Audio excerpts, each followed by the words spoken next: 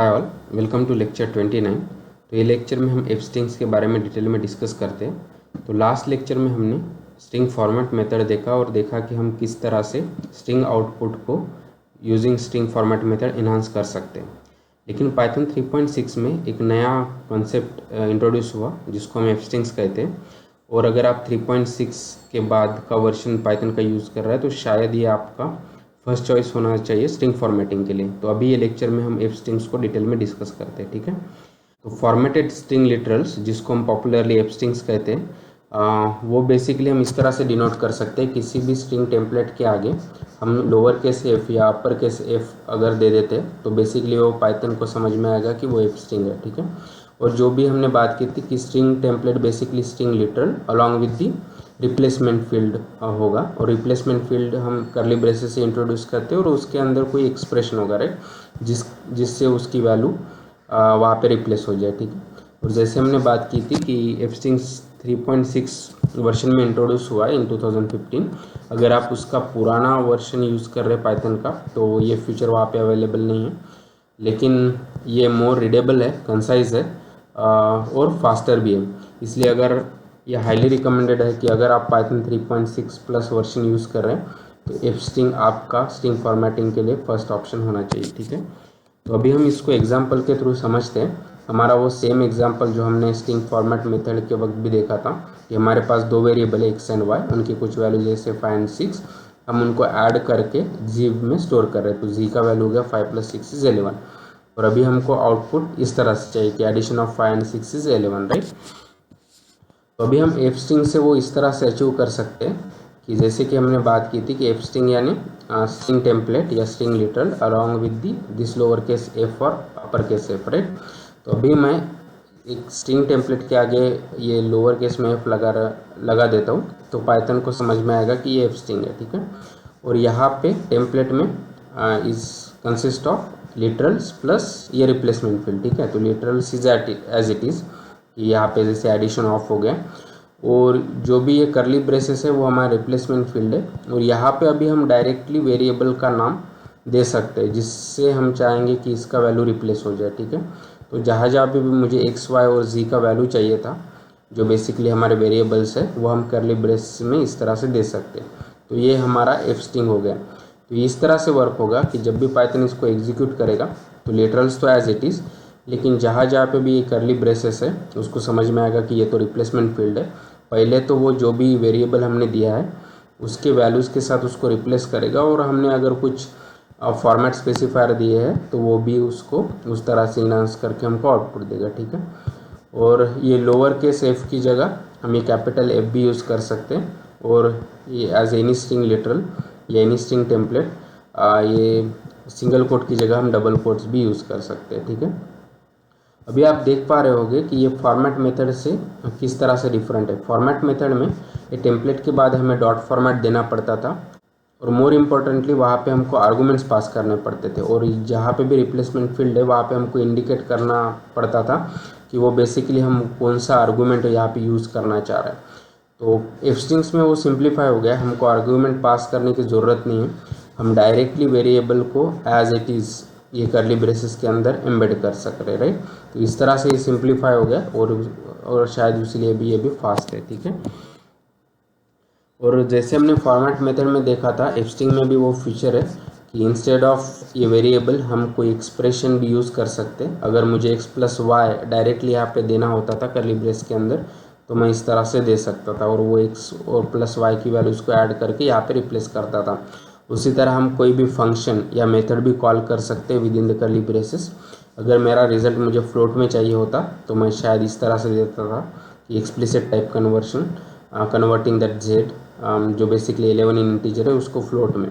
तो यही नहीं बल्कि हम जो भी हमने अभी तक स्ट्रिंग मेथड्स या फंक्शंस डिस्कस किए हम उन सभी को ये करली ब्रेसेस के अंदर यूज़ कर सकते हैं। तो ये feature as same as format method है, ठीक है। तो उसी तरह किसी और डेटा टाइप या ऑब्जेक्ट को भी हम वहाँ पे रेफरेंस कर सकते हैं। अगर ये मेरा लिस्ट है और मुझे इस तरह से देना होता था स्ट्रिंग के अंदर कि I like banana and mango, तो ये हमारे फर्स्ट और सेकंड इंडेक्स पे है, तो हम इजीली उसको इस तरह से रेफरेंस कर सकते हैं, right, a of 1 and a of 2। तो ये भी सेम है एज फॉर्मेट मेथड। और सेम डिक्शनरी जो हमारा अदर डेटा टाइप है जिसको हम बाद में डिटेल में डिस्कस करेंगे, लेकिन हम उसके वैल्यूज़ को की के साथ रीड कर सकते। तो यहाँ पे dict of x is basically 5 and so on. अगर हमको ये भी वैल्यूज चाहिए होते तो हम उसी तरह से डिक्शनरी को भी कर्ली ब्रेसेस के अंदर रेफर कर सकते हैं और वो वैल्यूज़ एक्सट्रैक्ट कर सकते हैं। ठीक है, तो ये हो गया कि हम किस तरह से किसी भी वैल्यू को एक स्ट्रिंग आउटपुट में एम्बेड कर सकते हैं। तो दूसरा पार्ट होगा कि वो फील्ड को या वो वैल्यू को हम किस तरह से फॉर्मेट कर सकते हैं। तो जो भी हमारे रिप्लेसमेंट फील्ड है जो हम कर्ली ब्रेसेस के से इंडिकेट करते हैं, तो उसका सिंटैक्स सेम जो भी हमने फॉर्मेट मेथड में देखा था वो सेम है कि नेम जो बेसिकली इंडिकेट करेगा कि कौन सा वेरिएबल है जिसको हम फॉर्मेट करना चाहते हैं। कन्वर्शन ये बेसिकली स्टैंडर्ड टाइप्स है और हम बाय डिफ़ॉल्ट जो भी str फंक्शन है उसी के साथ जाएंगे। और फॉर्मेट स्पेसिफायर भी हमने जो भी डिटेल में डिस्कस किया है ड्यूरिंग फॉर्मेट मेथड वो सेम है। ठीक है, तो यहाँ पे हम बस वो एग्जांपल के थ्रू वॉक थ्रू करेंगे। ठीक है, तो फॉर एग्जांपल अगर मुझे ये विड्थ फिल एंड अलाइन देना होता था तो हम इस तरह से दे सकते कि मेरा x जिसकी वैल्यू है पाइथन और मुझे चाहिए होता था कि ये वैल्यू का टोटल विड्थ 10 होना चाहिए और ये लेफ्ट जस्टिफाई होना चाहिए। तो हम यूजिंग हम एफ स्ट्रिंग या फॉर्मेटेड स्ट्रिंग लिटरल्स हम इस तरह से दे सकते कि एफ और ये कोट्स में बेसिकली हमारा रिप्लेसमेंट फील्ड, और अभी मैं इंडिकेट कर रहा हूँ कि मेरा एक्स वेरिएबल है उसकी वैल्यू जो बेसिकली पाइथन है हम उसको फॉर्मेट करना चाह रहे हैं। और हमारा फॉर्मेट स्पेसिफायर ये कोलन के बाद इस तरह से सेपरेट होगा। और फिर यहाँ पे मैं दे रहा हूँ विड्थ 10 और ये लोअर केस इंडिकेट कर रहा है कि लेफ्ट जस्टिफाई। ठीक है, तो हमको इस तरह से आउटपुट मिलेगा। और यहाँ पे by default padding character white spaces है, उसकी जगह अगर मुझे कुछ और चाहिए होता फॉर एग्जांपल हाइपन, तो हम यहाँ पे एक्सप्लिसिटली इस तरह से मेंशन कर सकते थे। और अभी आप देख पा रहे कि 10th की विड्थ में ये पाइथन का वैल्यू लेफ्ट जस्टिफाई है और जो भी रिमेनिंग स्पेसेस है या रिमेनिंग विड्थ है वो बेसिकली जो भी हमने पैडिंग कैरेक्टर दिया है उससे रिप्लेस हो गया। अगर मुझे राइट जस्टिफाई होता तो मैं ग्रेटर देन का यूज़ कर रहा था और सेंटर के लिए कैरेट का। ठीक है, तो अभी आप देख पा रहे कि ये एग्जैक्टली सेम है फॉर्मेट मेथड जैसा। ठीक है, उसी तरह न्यूमेरिक को भी वैल्यूज़ को भी हम फॉर्मेट कर सकते हैं। फॉर एग्जांपल मेरा x का वैल्यू 432 है और मुझे एक्सप्लिसिटली साइन देना है, तो मैं इस तरह से दे सकता हूँ कि 10th की विड्थ में ये डिजिट को बेसिकली हम साइन एक्सप्लिसिटली मेंशन करना चाह रहे हैं जो हम प्लस से देते हैं। तो बाय डिफ़ॉल्ट इसका साइन पॉजिटिव होगा तो इसलिए हमको इस तरह से रिजल्ट मिलेगा।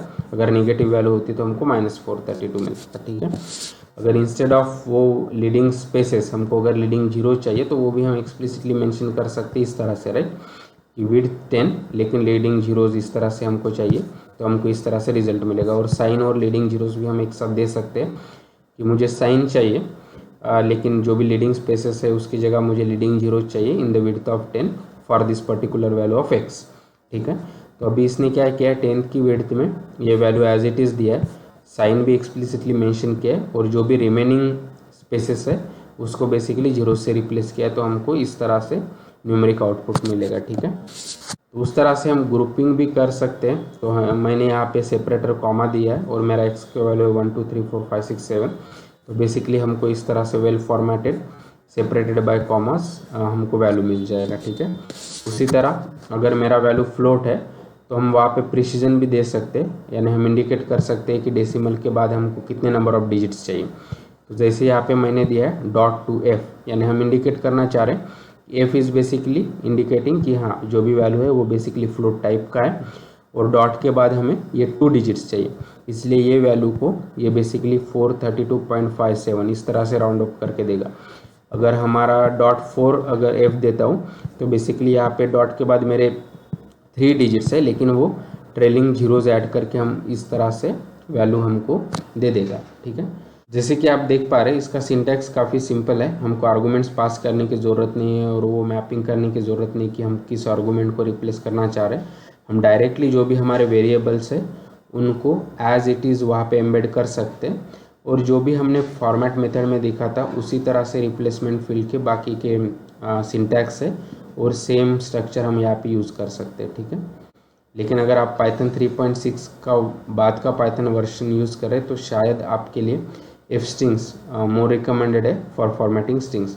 लेकिन हमको बाकी के भी फॉर्मेटिंग मेथड इसलिए अंडरस्टैंड करना ज़रूरी है ताकि अगर हम किसी और का कोड रेफ़र कर रहे हैं और स्पेशली पाइथन 3.6 के पहले का तो हमको पता होना चाहिए कि वो किस तरह से फॉर्मेट कर रहे हैं। ठीक है, तो जो भी हमने एफ स्ट्रिंग्स के एग्जांपल देखे वो यहाँ पे एक बार ट्राई करते हैं। तो हमने देखा था कि एक वेरिएबल है जिसका वैल्यू है 5, इसी तरह से y6। अभी मैं जी में इनको वैल्यूज़ ऐड करता हूँ तो हमको 11 मिल जाएगा। ठीक है, इस तरह से कि x मेरा 5 है, y6 है एंड z इज 11। और अभी हम चाहते हैं कि हमको हमने जो एग्जांपल देखा था उस तरह से हमको रिजल्ट चाहिए, लेकिन अभी यूजिंग एफ स्ट्रिंग्स। ठीक है, तो हम एज सिंपल हम f देंगे और यहाँ पे हम टेम्पलेट जो हम सिंगल कोट में दे सकते हैं तो मैं यहाँ पे ऐड कर दूंगा एडिशन ऑफ। तो ये string literals as it is.